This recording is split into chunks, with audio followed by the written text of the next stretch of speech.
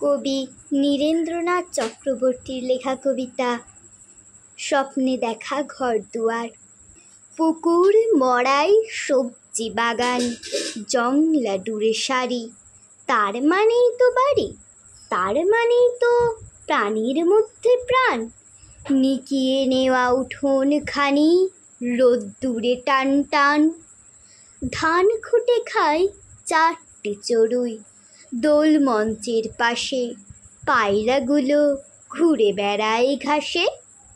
বিড়ালটা আর মোড়া ভাঙছে, কুকুরটা কান খাড়া করে শুনছে কথা বলছে কারা।